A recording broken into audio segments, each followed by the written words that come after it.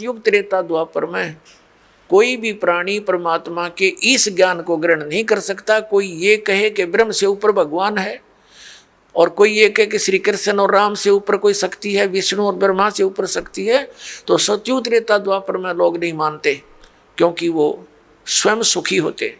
और इब कलयुग में क्या है, इस काल न करी थी हेरा फेरी हमारे साथ। क्या हेरा फेरी की थी कि परमात्मा से कहा था कि जब तुम्हारा वो प्राइम टाइम आवेगा कलयुग में पार करने का, तो उससे पहले मैं अनेकों पंथ अनेकों मजहब बना दूंगा, सबको भ्रमित करवा दूंगा, मंदिर मस्जिद गुरुद्वारे और इन तीर्थों तक सीमित कर दूंगा, श्री राम कृष्ण देवता आदि पर पूर्ण दृढ़ कर दूंगा।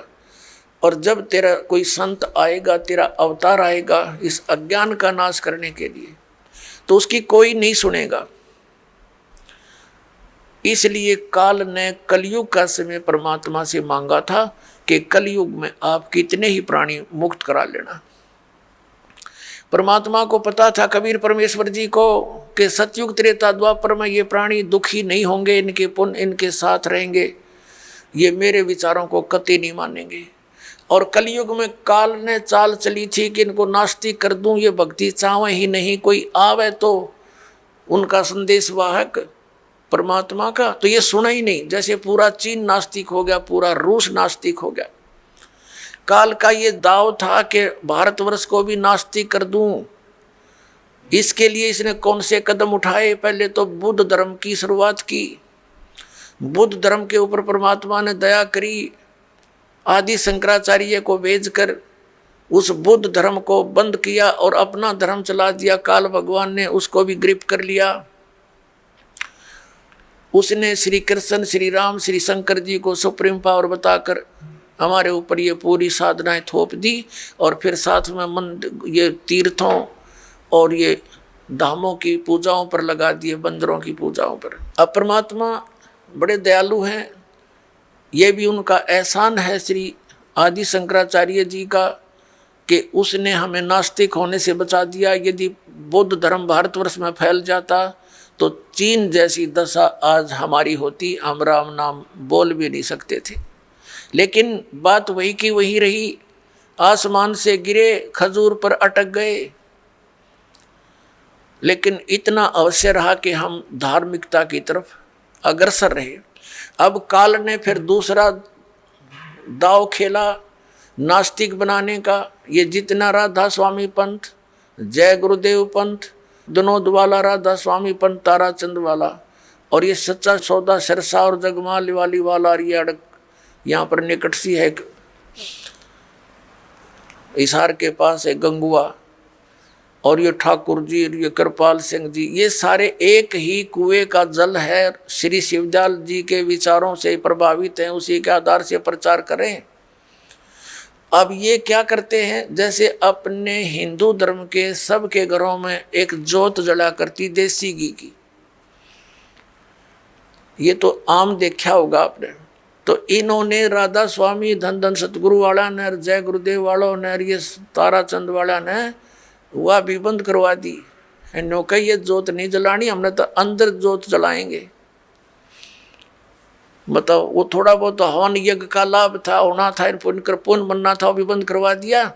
और इनका ज्ञान आपके पास है, वो कैसे वचन सुनाते हो, सतनाम वही सतनाम है, वही सतपुरुष, वही सार शब्द, वही सार नाम, वही सचखंड, वही सतलोक, वही राधा स्वामी। ये इनकी अकल देखो। इन ज्ञान तो सब सदग्रंथों से अलग कर दिया। इनकी एक और थ्योरी है। इनके महापुरुष कहते रहे हैं कि हमने वेदों और गीता को पढ़ने की आवश्यकता नहीं, हमारा ज्ञान तो इनसे आगे का है। जो थोड़ा बहुत गीता जी को नित्य पाठ करके ज्ञान यज्ञ का लाभ मिलना था, वो बंद करवा दिया। इन ग्रंथों से नफरत करवा दी। तो ये पक्के काल के दूत थे।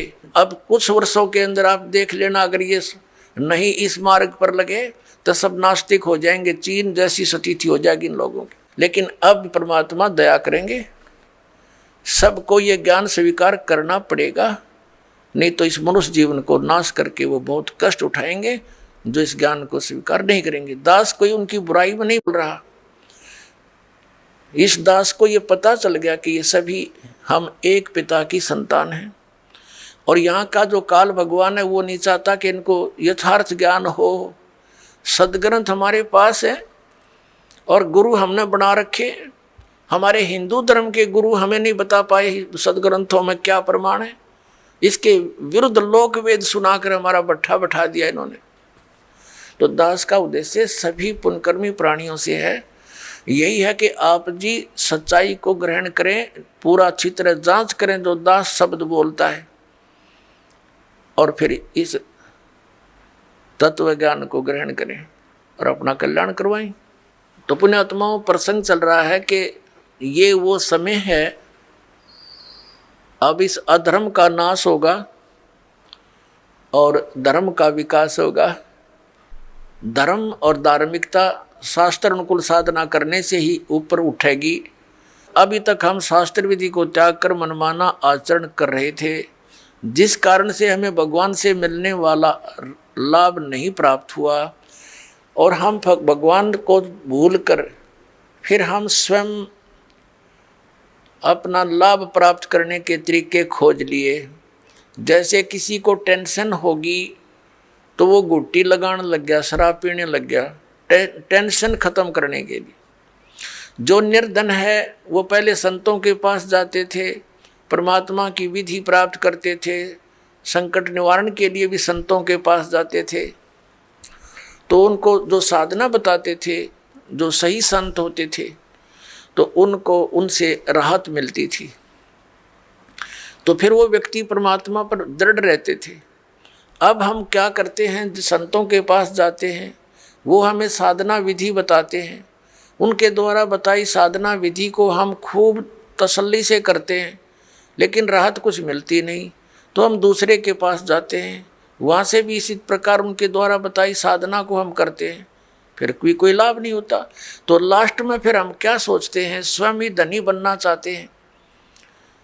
टेंशन बुलाने के लिए तो गुटी लाने लग गए, दूना पाप कर लिया इकट्ठा, और फिर धनी बनने के लिए रिश्वत, मिलावट, चोरी, ठगी, ये बकवाद शुरू कर दी। तो ये दूने पाप के भागी बनेंगे हम, उनसे लाभ तो होना ही नहीं। जैसे मान लीजिए किसी व्यक्ति ने 2 नंबर का काम करके, मिलावट करके, या 2 की वस्तु को 20-50 में बेचकर पैसा इकट्ठा भी कर लिया, तो फिर उसके साथ क्या बनेगी? या तो कोई बालक बीमार हो जाएगा, या कोई स्वयं को ऐसा रोग लग जाएगा, वो सारा पैसा भी जाएगा, और वो उस पैसे को 2 नंबर से इकट्ठे करने का जो पाप था वह उसके लिए शेष रह जाएगा। एक व्यक्ति ने बताया कि जी मैं बहुत नालायक व्यक्ति था, ऐसे मेरी कोई दुकान थी, बहुत पुराने समय की बात है, जब ये टेप रिकॉर्डर चले ही चले थे। वो कह रहा था उसका रिफल जो था इस कैसेट का, एक ऑडियो कैसेट चाली थी, टेप में चला करती, वो लिया करता मैं तोल के भाव थे, और मुझे टोटल वो सारा कुछ 2 रुपये में पड़ता था। उस पर सोनी की स्टैंप लगी हुई होती थी, और उसको मैं 32-30 रुपये में बेचता था, और वो टूट जाती थी 10-5 दिन में। फिर मैं उनको धमका देता था, मैं क्या करूं, तुम्हारा इंस्ट्रूमेंट खराब होगा। अब उस टाइम तो मुझे खूब पैसा आता नजर आ रहा था, मैं ठाठम ठाठ समझ रहा था। फिर मेरा इकलौता पुत्र रोगी हो गया, और उसके पहले तो लोकल डॉक्टरों को दिखाया, उनसे इलाज नहीं हुआ। किसी ने बताया कि वहाँ संत के पास जाओ, वहाँ जाओ, झाड़ा लगवाओ, झाड़ फूक भी साथ में दवाई भी चलती रही। फिर 1 वर्ष तो ऐसे चला, कुछ कभी राहत हो जा, कभी फिर बीमार हो जा। लास्ट में पता चला कि उसकी दोनों किडनी फेल होगी। उसके लिए ऑल इंडिया इंस्टीट्यूट दिल्ली में गए। उस समय ऐसे गुर्दा, उसका दोनों किडनी फेल होगी और गुर्दे बदलवाए, उसके एक गुर्दा बदलवाया।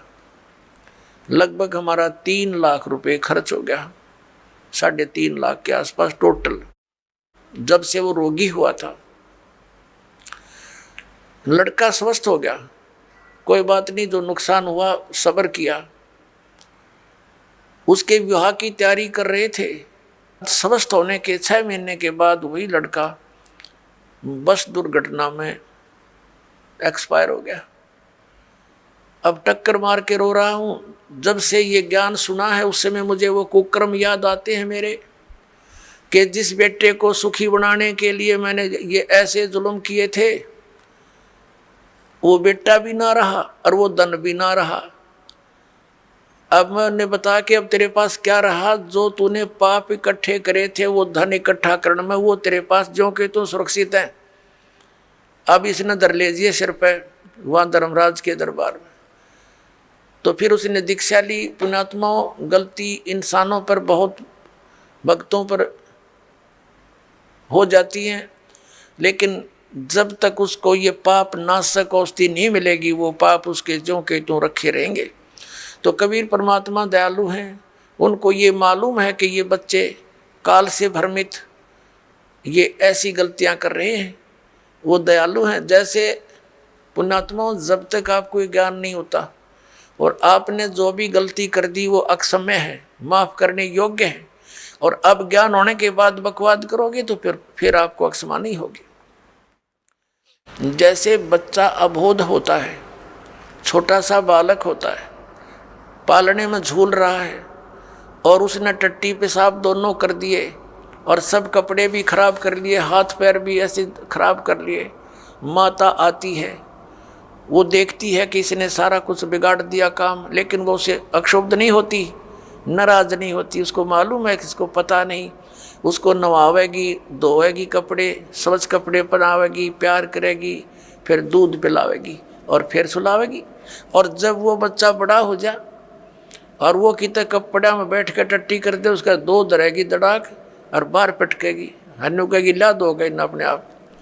तो ऐसे पुण्यात्माओं, जब तक हम अबोध हैं, हमें यह ज्ञान प्राप्त नहीं हुआ, तब तक तो हम ऐसे थे, गलती करके हम अपने पापों से सने पड़े हैं। तो ये परमात्मा कबीर जी दयालु हैं, ये अपने बच्चों को धोएंगे। इन पाप नाशक दवाई है मालिक के पास।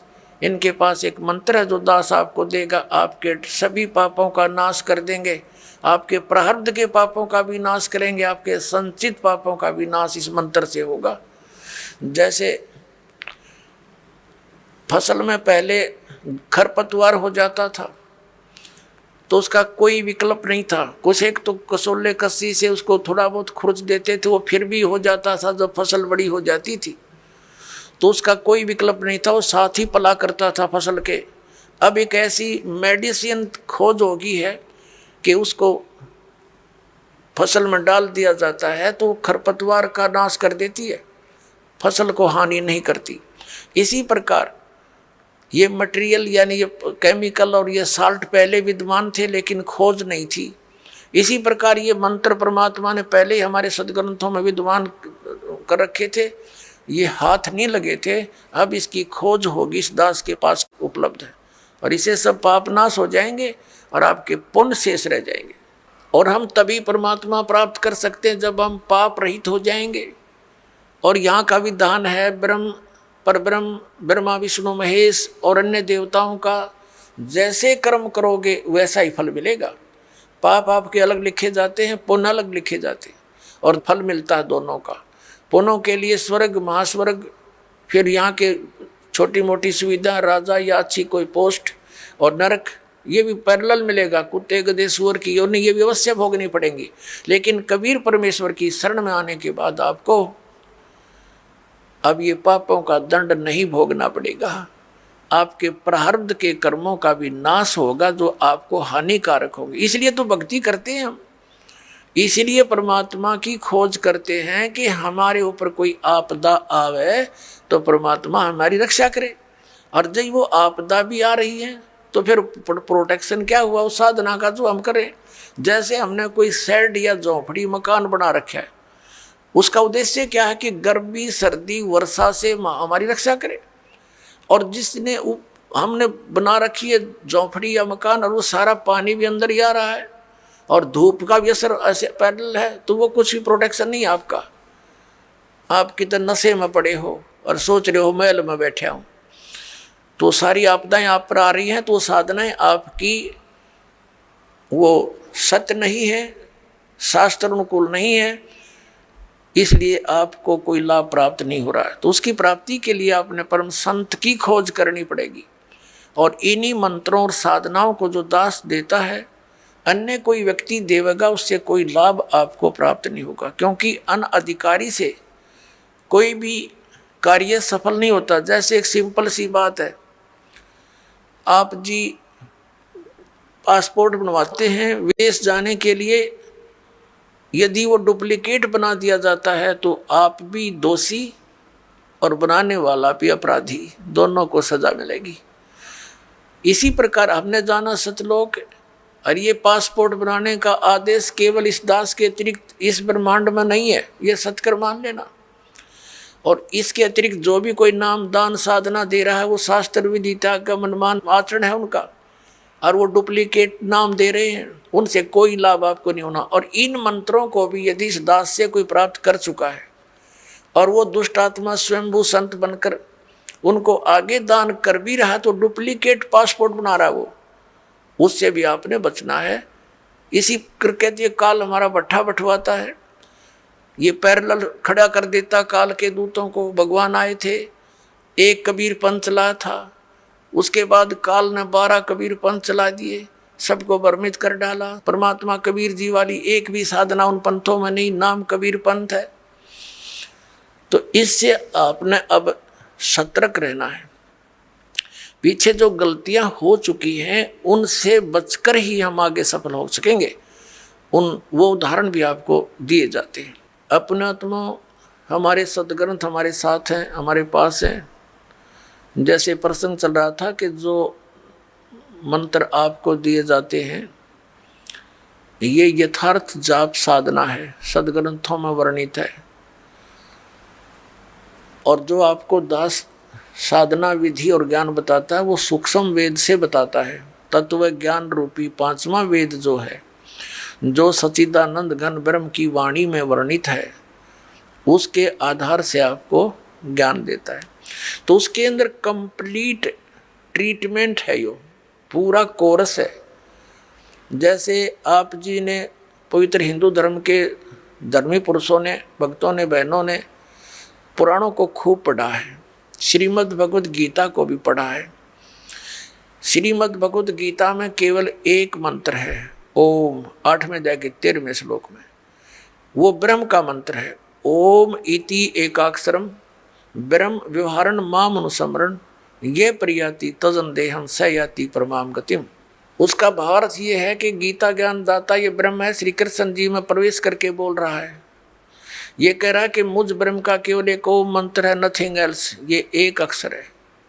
और इसका उच्चारण करके सिमरण करता हुआ जो शरीर त्याग कर जाता स याति परमाम गतिम, वो ओम से मिलने वाली जो परम गति उसको प्राप्त होता है। ओम से क्या होती है? ब्रह्मलोक प्राप्ति। ब्रह्मलोक में गए हुए प्राणी भी वापस आते हैं। 8वें अध्याय के 16वें श्लोक में गीता जी में ये भी स्पष्ट किया हुआ। और गीता ज्ञानदाता स्वयं भी दूसरे अध्याय के 12वें श्लोक में, चौथे अध्याय के 5 और 9 श्लोक में और 10वें अध्याय के दूसरे श्लोक में कहता, अर्जुन तेरे और मेरे बहुत जन्म हो चुके, तू नहीं जानता मैं जानता। इसे सिद्ध है कि गीता ज्ञान दाता भी अविनाशी नहीं है, ये नाशवान है। तो इसके भगत भी नाशवान, जन्म मृत्यु समाप्त नहीं होगी। फिर गीता जी अध्याय नंबर 17 के श्लोक नंबर 23 में साधना का ज्ञान है। 3 मंत्र बताए हैं, ओम तत्सत इति निर्देश है, ब्रह्मण समर्थ है, त्रिविधि समर्थ है, यानी सच्चिदानंद घन ब्रह्म, उस परम अक्षर ब्रह्म की प्राप्ति के लिए ये 3 मंत्र की मजदूरी है, साधना है।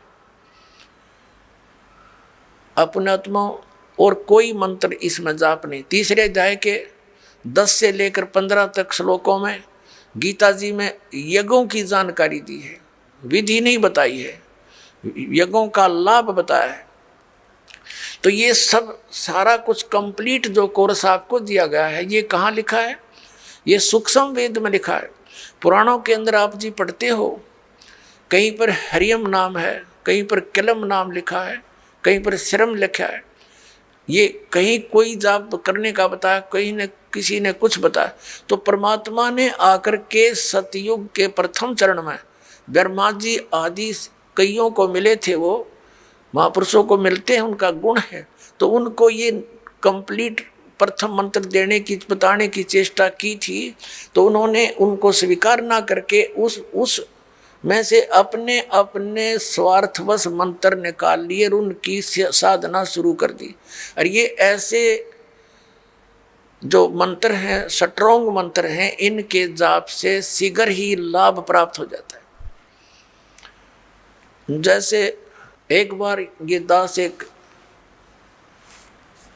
शहर में पाठ कर रहे थे, पर गांव-गांव में, घर घर, नगर नगर में जाते थे हम, श्रद्धालुओं के 3 दिन पाठ करते थे, सत्संग सुनाते थे, सब परिवार को बैठाकर समझाया करते थे।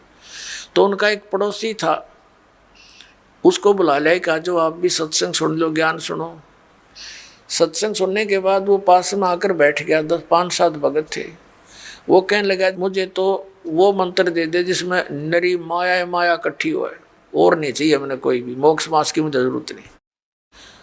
तो ये इस टाइप के व्यक्ति हैं, वो उन्होंने ऐसा ही कर लिया। पहले जैसे एक मंत्र सेलेक्ट कर लिया, किलम, इसकी साधना करी, इसे सिद्धियां आ गई। उस सिद्धि एक हल्दी की गांठ प्राप्त करके पंसारी बन गए, कर लिया नाश अपना भी। फिर किसी ने दूसरा मंत्र शुरू कर दिया, श्रम श्रम करेंगे, तो उससे ये दुर्गा का मंत्र है, इससे शक्ति माया की सिद्धि हो जाती है, छोटा मोटा कार्य सिद्ध हो गया, फिर चौड़ चपट।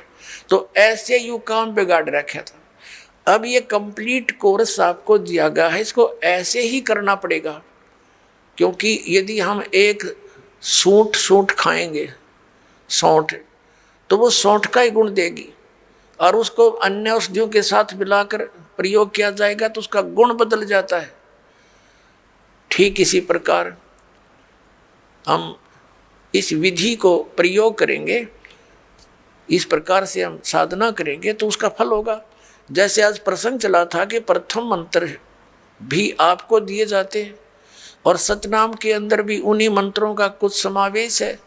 तो कुछ भोली आत्मा ये भ्रमित हो जाते हैं कि बताओ वो नाम भी उधर भी वही है, उलट पुलट करके यहाँ दे रखे। इनमें बहुत अंतर होता है।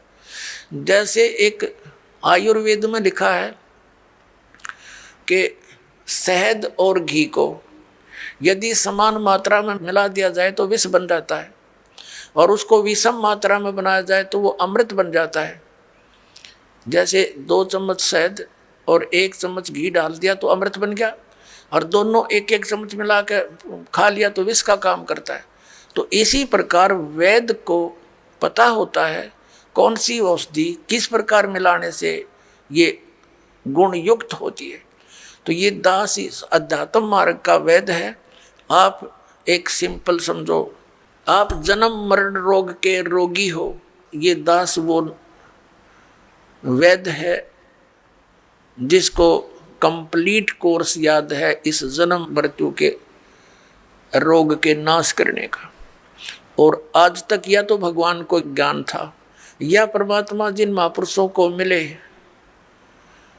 वो कौन कौन है, आदरणीय धर्मदास साहिब जी, आदरणीय नानक साहिब जी, आदरणीय मलुकदास साहिब जी, आदरणीय दादू साहिब जी, आदरणीय गरीबदास साहिब जी, गांव छुडानी, जिला जज्जर, हरियाणा वाले, आदरणीय गीसा दास साहिब जी, गांव खेकड़ा, जिला मेरठ, उत्तर प्रदेश वाले।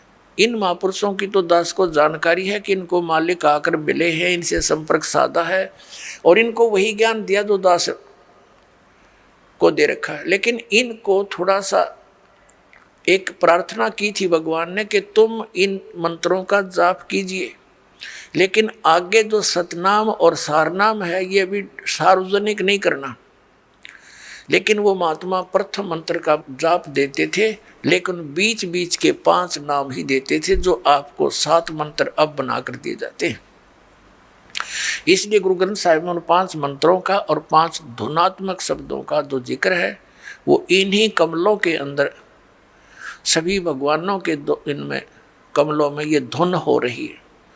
जैसे आप देखोगे राष्ट्रपति भवन में भी एक धुन चलती रहती है, और गवर्नर भवन में भी एक धुन चलती रहती है, कंटिन्यू चलती रहती है। अब तो ऑटोमेटिकली इंस्ट्रूमेंट बन के, पहले विशेष ड्यूटी लगाई जाती थी नौकरों की, वो उनके वहाँ एक विशेष प्रकार की राष्ट्रीय धुन का हमेशा चालू रखते थे। तो इस प्रकार इन सभी भगवानों के इन कमलों स्थानों पर जहाँ जहाँ ये इनके लोक है वहाँ ये धुनें हो रही है, उनका फिर हम सुन रहा है इस टेलीविज़न में, हमारे शरीर में। जैसे कोई भी कार्यक्रम कहीं हो रहा है तो टेलीविज़न पर हम यहाँ देख रहे हैं, लेकिन वो टेलीविज़न में नहीं है, वहाँ तो हम देख रहे सुन रहे हैं, वो वास्तव में कहीं और होता है। तो ऐसे ये मंत्र हैं। तो पुण्यात्माओं, जो दास आपको मंत्र देता है, जो ज्ञान देता है, ये बिल्कुल फाइनल समझ लेना। और उपदेश प्राप्त होने के बाद केवल आप दास जो आदेश आपको दे उसका पालन करना है, उसमें अग्रम मग्रम नहीं करनी, नहीं तो फिर आप भक्तिहीन हो जाओगे। तो कहने का भाव यह कि आज का जो सत्संग चल रहा है किस उद्देश्य से है कि ये वो समय है जो हमें मोक्ष प्राप्त कराएगा।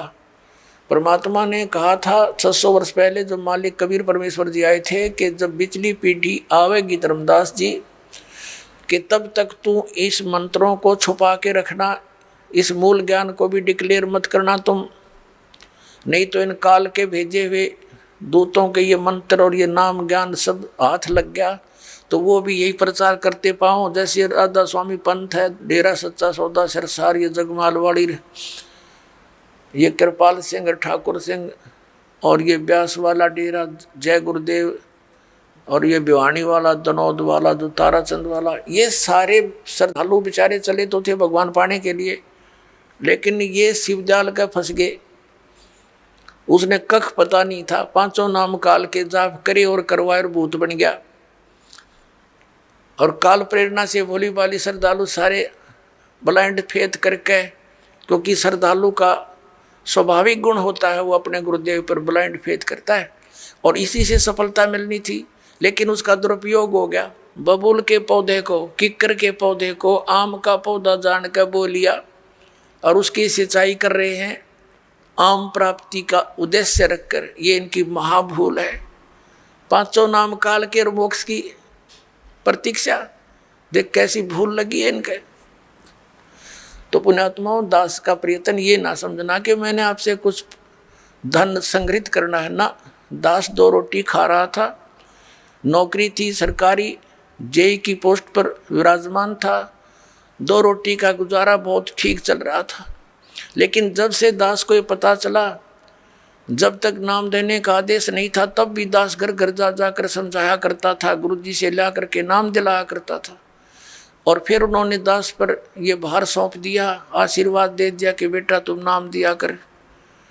तो उस दिन के बाद फिर और ज़्यादा जिम्मेवारी बढ़ गई, इस तत्व ज्ञान को फैलाऊं। विरोध का भी रिकॉर्ड तोड़ दिया, काल ने क्रोथा कांड करवा दिया, इसी कारण से अत्याचार करवा दिया हमारे ऊपर, लेकिन समर्थ साथ था, कुछ बिगाड़ नहीं पाए। पिछला इतिहास देख लो, संतों भक्तों के साथ जिन्होंने जुल्म गुजारे लेकिन वह सफल नहीं हो पाए, अंत में मुंह की खानी पड़ी।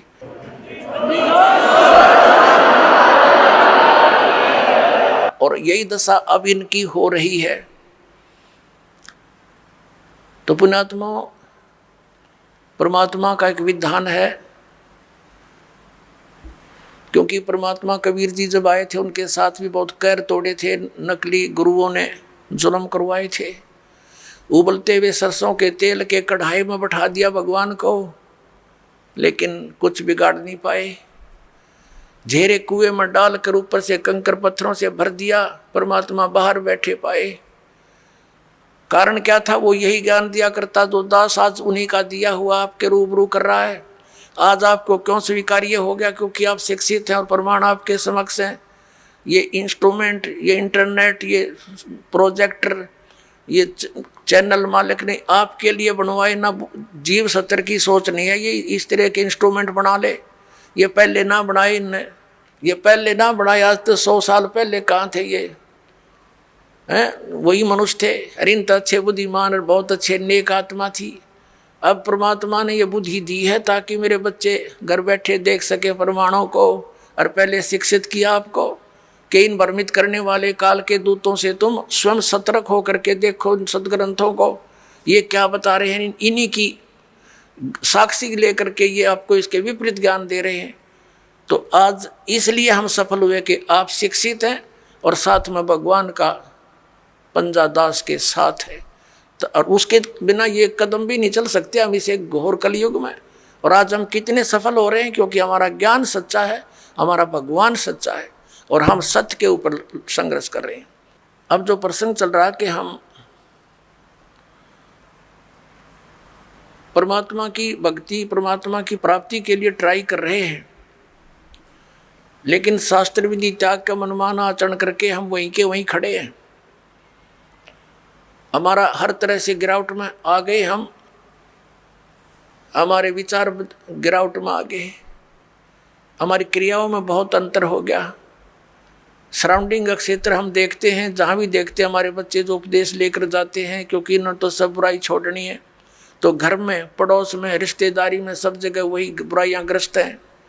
बीड़ी, शराब, मांस, तम्बाकू, माया जोड़न की चर्चा, दूसरा ज्ञान नहीं। तो पुण्यात्माओं, कुछ दिनों के बाद हमारी संख्या बढ़ती जाएगी। जब हमारी संख्या बढ़ेगी तो बुराई वाले लोग शर्माने लग जाएंगे। उनको अब तो कोई शर्म नहीं रही, बाप बेटा इकट्ठे बैठ कर दारू पीवें, बता शर्म रही? फिर छोटे छोटे बच्चे भी धिक्कारेंगे, कोई रिश्तेदार भी आ जाएगा, आप क्या पी रहे हो, ये कोई शराब पीने की चीज़ है? इसके कहते हैं मदिरा पीवे कड़वा पानी, 70 जन्म कुत्ते के जानी। इस तरह के प्रमाण दिया करेंगे हमारे बच्चे। एक कहते हैं सुरापान मदमासा हारी गमन करे भोग पर नारी, 70 जन्म कटेंगे शीशम, साक्षी साहेब है जगदीशम। और परमात्मा कहते हैं 100 नारी जारी करे सुरापान 100 बार, एक जन्म हुक्का भर दे वो डूबे काली धार। ये तम्बाकू के अंदर इतना दोष है कि एक पर स्त्री गमन करने वाले का 70 जन्म तक अंधा हो डोले, पर द्वारा स्त्री का खोले 70 जन्म अंधा हो डोले। सुरापान मदमासा हारी, और जो गमन करें भोगें पर नारी, 70 जन्म कटेंगे शीशम, साक्षी साहेब है जगदीशम। जो ऐसे पाप करेंगे उनके 70 जन्म तो लगातार वो बलि के बकरे बनेंगे। और फिर क्या बताया है कि सुरापान मदमासा हारी, परमात्मा ने कहा कि 100 नारी जारी करे, एक पर स्त्री गमन करने का क्या बताया है कि 70 जन्म तक अंधा होकर धक्के खावे, और फिर 70 जन्म वो बलि का बकरा बनकर गल कटवावे। कितना घोर पाप है। और फिर कहते हैं ऐसे ऐसे 100 नारी जारी करे, 100 सुरापान 100 बार, एक बार सुरापान करने का कितना पाप है।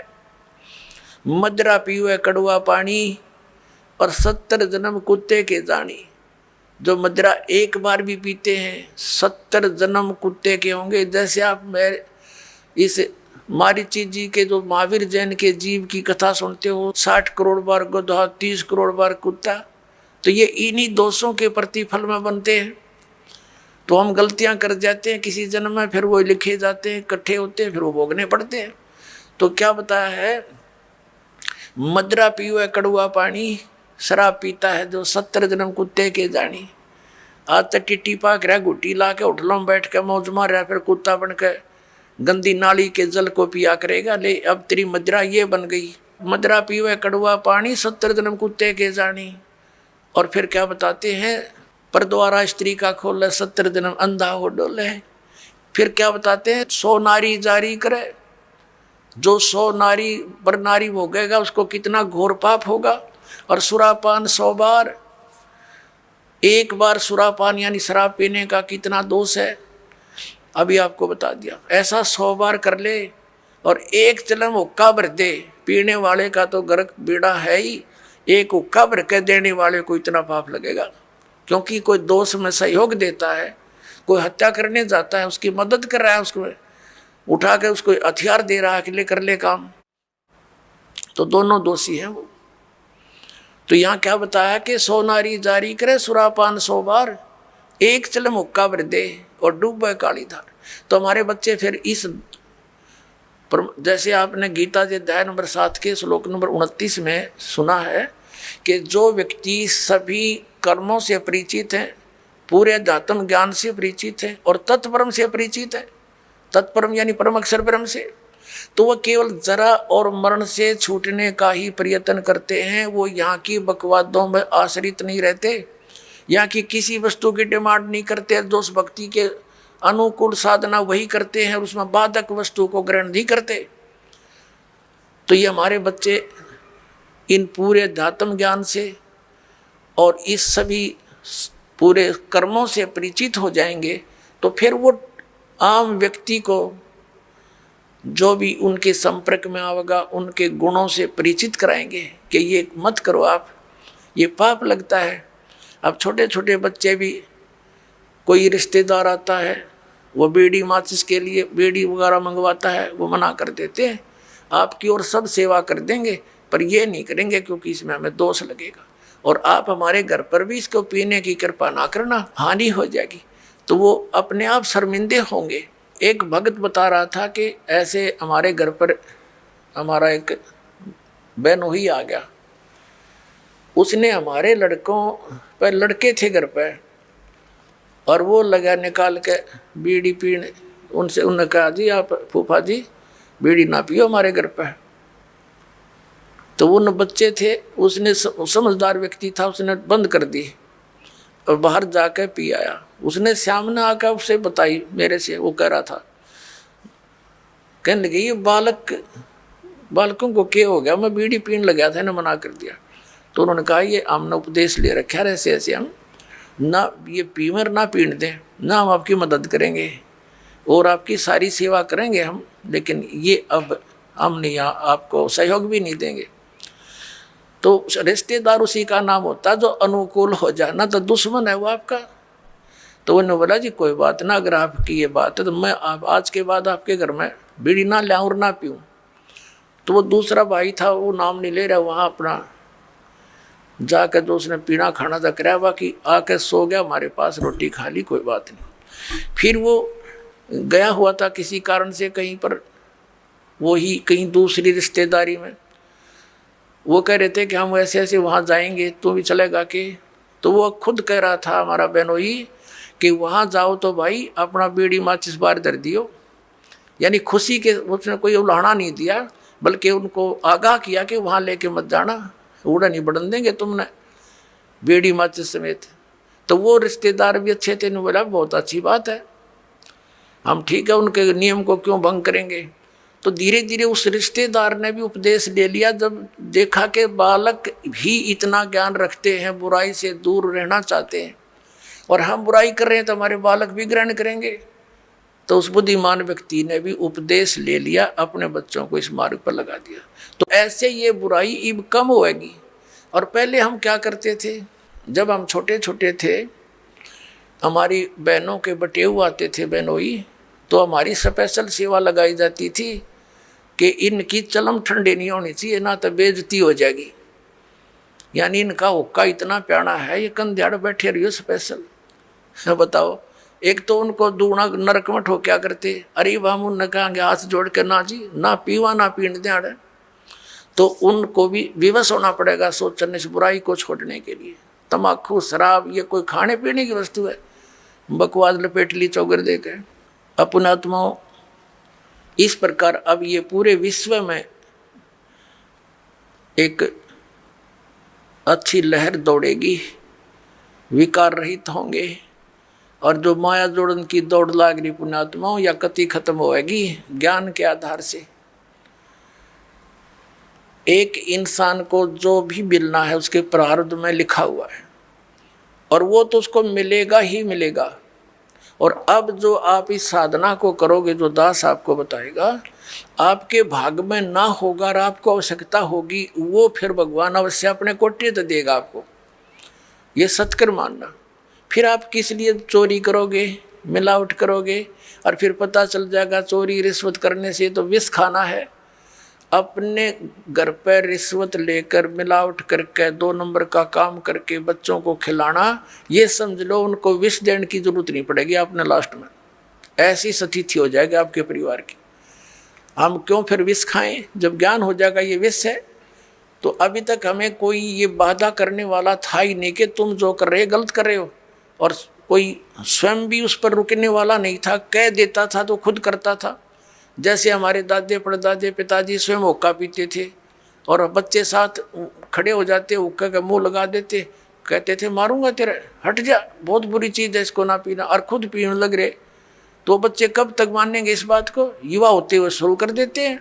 फिर उनको धमका भी नहीं सकते। तो ऐसे ही अभी तक जितने भी ये पंथ संत थे ये बुराइयां नहीं छुटवा सके, क्योंकि इनके पास वो वचन शक्ति नहीं थी और ना उनके उनसे उपदेशी को कोई आध्यात्मिक या कोई भौतिक लाभ हुआ। तो अब आपको सारे काम होंगे जो भगवान किया करता है। आपको परमात्मा मिल गया, परमात्मा के गुणों में लिखे हैं, वो रोगी को सुखी करे, निसंतान को संतान दे। भाई और भी हमारे ऊपर आने वाले प्रारब्ध के दुखों को भगवान दूर करता है, इसलिए भक्ति करते थे, इसलिए परमात्मा की खोज करते थे।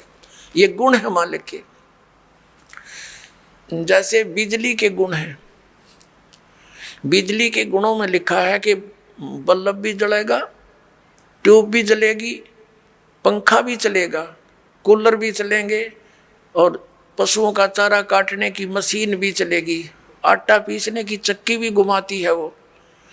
तो ये गुण है, लेकिन वो गुण कब होंगे? जब उसका कनेक्शन मिल जाएगा, तब वो फल देगी। तो पुण्यात्माओं, जैसे ये पहले जितने भी संत पंथ हैं ये शास्त्र विदिता का मनमाना आचरण हमें दे रहे थे, ये हमें कनेक्ट नहीं कर सके उस पावर से जो लाभ दिया करती है। अब जैसे किसी ने एक कीकर का लठ गाड़ के उसका तार बांध के पावर हाउस बना रखा हो और आगे उसे सब कनेक्शन लिए बैठे हैं, तो उनके कनेक्शन भी लिए हुए हैं लेकिन वो गुण नहीं हो रहे जो इलेक्ट्रिसिटी करा करती है, क्योंकि इलेक्ट्रिसिटी का कनेक्शन है नहीं, वो तो कनेक्शन उसकी करके लटका बांध रखा है। तो इसी प्रकार ये शास्त्र विदिता का मनमाना आचरण करने वाले जिनका आप कोई गुरु नहीं, जैसे श्री शिवजाल जी राधा स्वामी पंथ के प्रवर्तक, उनका कोई गुरु नहीं, यानी आगे कनेक्शन नहीं जहाँ से पावर आनी थी, वो तो कीकर का लठ था एक समझ लो, और उससे फिर ये इतने तार जोड़ दिए सब ने, और किसी को खक नहीं हो रहा, सारे लुट पिट कर बैठे हैं घर पे, क्योंकि इनको पता नहीं था कि ये कनेक्शन जोड़ कहाँ रखा है इन्होंने। अब दास ने बताया इनको कि वो खुद भूत बना बैठा है, शिवजाल जी राधा स्वामी पंथ का प्रवर्तक, तुम्हारी क्या यही दशा आपकी होगी जो उससे संबंधित रहेंगे, तो आपने त्यागना पड़ेगा उसको। और दास बताता हमारा कनेक्शन कहाँ से है। परमेश्वर कबीर देव जी जो जुलाहा धारण कहलाते थे, ये पावर हाउस हैं, ये अनंत कोट ब्रह्मांड के स्वामी हैं, और वहीं से हमारा पावर जुड़ा हुआ है। आदरणीय गरीबदास साहिब जी सीधे कबीर साहिब से जुड़े हुए थे, उनके शिष्य हुए सीधे, परमात्मा ने आकर उनको सतलोक दिखाया और वापस छोड़ा। उसके बाद गरीबदास जी के पास शीतल दास जी, और उसके बाद हमारे गुरु जी, हमारा कनेक्शन जुड़ा हुआ उस पावर हाउस से, कनेक्टेड तार हैं सारे, और वो पावर आपके पास पहुंच रही है। आप सबको लाभ होगा ना, कैसे हो, पावर का तो गुण है, वो लाभ देगी ही देगी आपको। तो इस प्रकार पुण्यात्माओं, आप जी अब सुखी भी होगे, बुराइयों से भी बचोगे, क्योंकि आपको ज्ञान हो जाएगा। परमात्मा कहते हैं जब तक बच्चा अबोध रहता है, एक छोटे से बालक ने क्या देखा, पिता शराब पीता था, दादाजी भी घुटी लगाता था, वो एक पशुओं का भूस भर रखा था तूड़ा एक कोठे में, दादाजी दूसरे स्थान पर शराब की बोतल पी के बाकी बची उसमें छुपा देता था, और पिताजी दूसरी साइड में छुपा देता था, बच्चे देखा करते थे।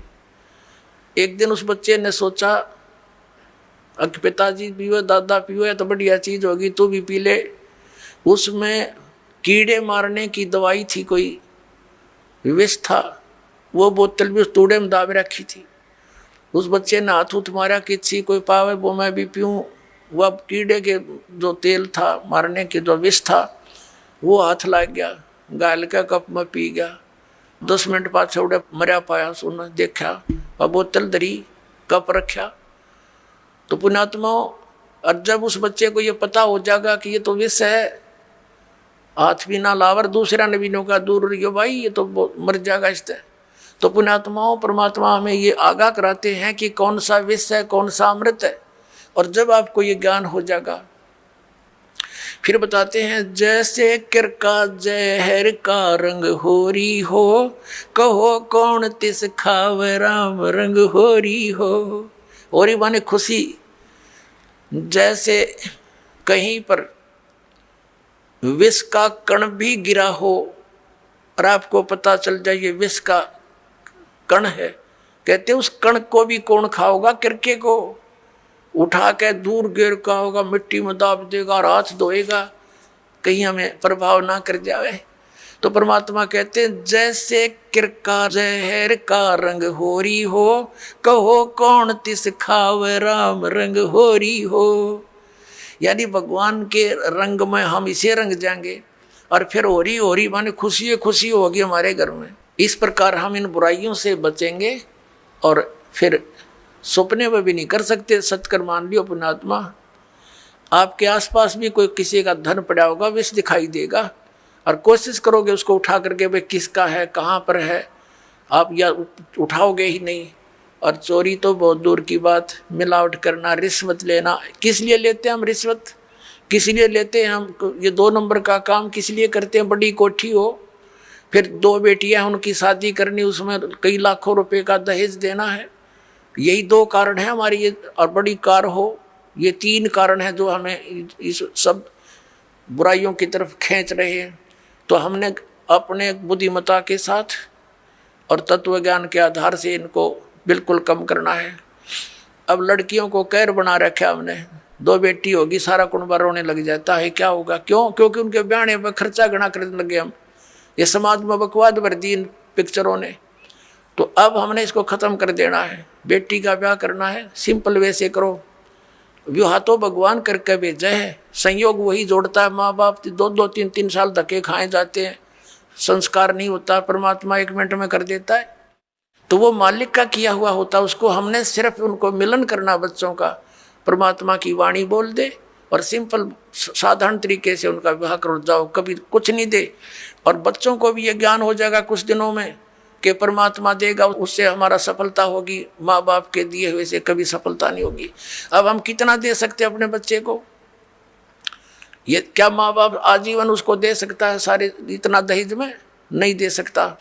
बच्चा अपना करे और खाओ, भगवान पर आश्रित रहे, फिर भगवान देगा तब सफलता होगी। तो ये बकवाद हमने घर करी देखम देखा, अब इसको त्यागेंगे कति, सिंपल मकान बनावाएंगे। आज कोठी गार्डन पे 2-5-10 लाख रुपये की इधर उधर से कर लिए, कोठी बना दी हैं, और फिर मृत्यु होगी, वह कोठी नौकी न रहेगी। आप कुत्ता बन के उसकी गली में बैठा छाया में, और वहाँ भी ना बैठने देखो, आते मारेगा लठ। तो हमने इतना ही काम करना है जो हमारा भक्ति में बाधक ना हो। हम सारा जीवन किले बनाने में, कोठी खरीदने के चक्कर में 100 पाप कर बैठते हैं, वो पाप हमारे साथ चले जाते हैं, वह कोठी और कार यहीं रह जाती हैं। तो इस ज्ञान के आधार से आप जी ने सबसे पहले तो हमने इस विवाह की क्रियाओं को बदलना पड़ेगा। उसके बाद फिर हमने इन कोठियों की जरूरत क्या है गणी? एक सिंपल मकान बनाओ जो भगवान ने आपको दे रखा है, अवश्य बनाओ, ठीक गर्मी सर्दी से बचने के लिए। और समय की वर्तमान की जो आवश्यकताएं हैं, आपको कार भी चाहिए, मान ले स्पीड अच्छी होगी ज़माने की, मोटरसाइकिल चाहिए। आप विश्वास करना परमात्मा आपको वो भी देगा, लेकिन सदुपयोग के लिए उसमें परमात्मा की कैसेट ला के चले, उसके अंदर भगवान की टेप चलावे, मालिक की चर्चा करता जावे और आवे, तो वो आपको सबको दे सकता है। मालिक के घर में किसी चीज़ की कमी नहीं, लेकिन दुरुपयोग ना हो।